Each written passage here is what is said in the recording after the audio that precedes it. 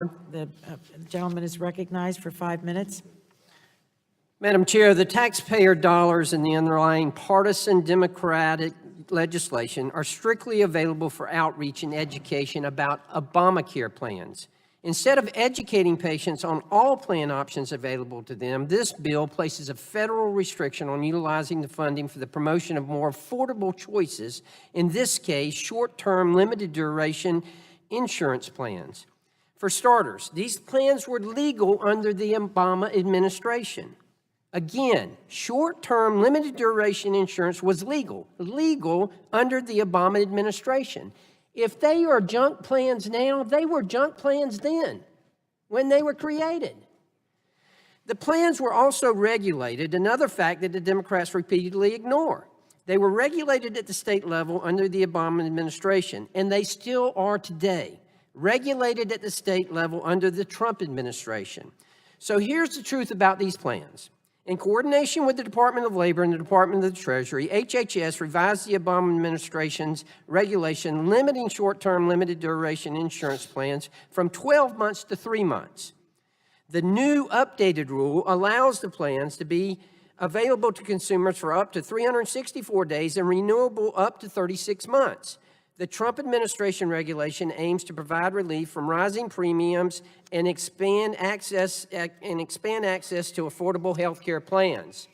These more affordable plans may be attractive options for individuals who are between jobs, cannot afford Obamacare coverage, or cannot continue to see their doctor because they are out of network.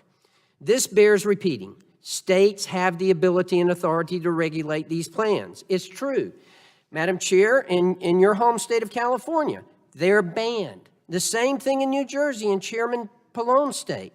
In the Republican leader of the committee state of Oregon, they're limited to 90 days. And in Dr. Burgess's state of Texas, the plans don't have any limitations.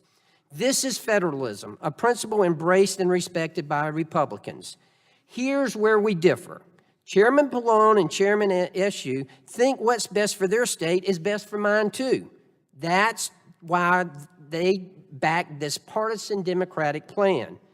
Chairman Pallone just noted a little while ago that they were not legal in his state. Now he wants to impose on my state what should be legal and what should not be legal. Now, in an earlier hearing, we reviewed Chairman Eshoo's bill, H.R. 1143, which seeks to improve consumer disclosures for these plans. I believe that the better informed consumers are, the better decisions they will make.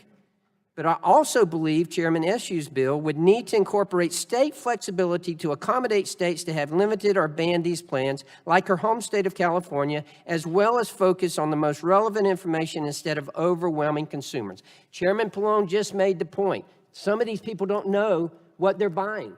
That's why we need to educate them. That's why we need to put this in the bill. That's why we need to adopt this amendment, so we can educate them on these short-term plans that were created under the Obama administration. That's the purpose of this bill. I'm disappointed to see that this bill on consumer notification was not noticed for today's markup. So my amendment is quite simple. It allows funding for outreach and education to inform Americans about lower cost, short-term, limited-duration insurance plans. As I mentioned previously, the more informed patients are, the more informed decisions they'll make. We all agree that health care should be more affordable, so let's make patients aware of these affordable plans. I encourage my colleagues, this is common sense legislation. This amendment will make this bill better. It will educate people. It will allow them to be educated on what was created in the Obama administration. This is simply what we're trying to do here. Madam Chair, I yield back. The gentleman yields back. Are there other members?